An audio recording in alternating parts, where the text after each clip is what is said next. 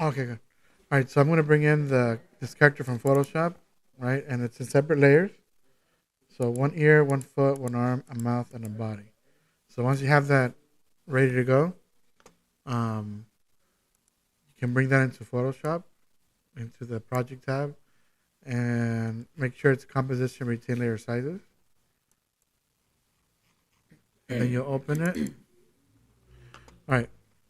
So now I'm going to assemble the character. Now you can move the body parts and put them where they belong,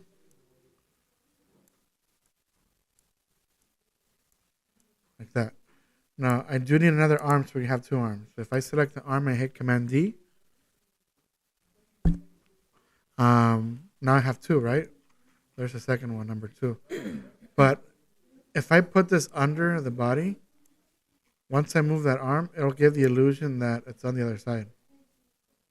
That'll give the third quarter view illusion, right? I do that with the ear as well. Command D, and then I'll move it under the body. Anywhere under the body is fine. So that new ear is on the other side. And then the foot too. Command D. There's the second foot.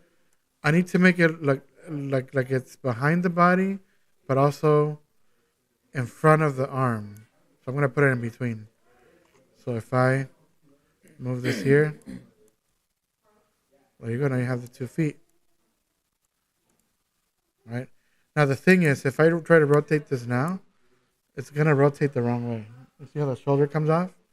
You don't want the shoulder to come off. You want to rotate it so that it's rotating with your shoulder, right? So this little fella here is the anchor point, which is where it's rotating from.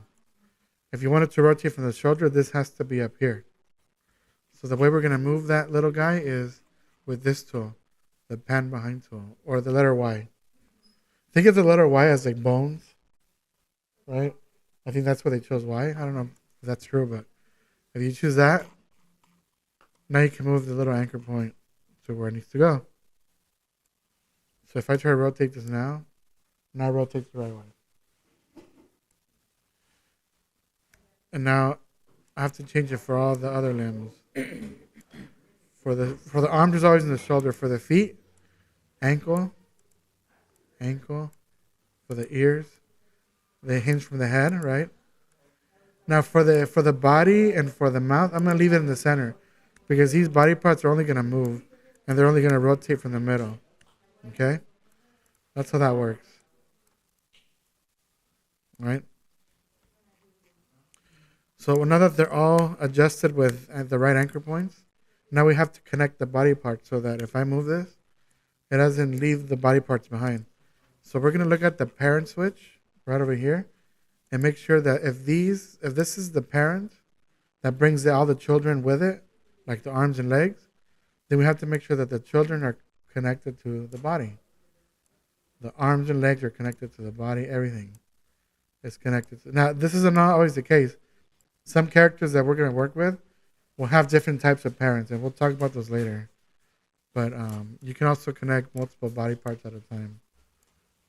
Now, the body part doesn't connect to anything because that's the main parent. Because now the parent rules all the children. Okay? And now this character is officially a rigged character.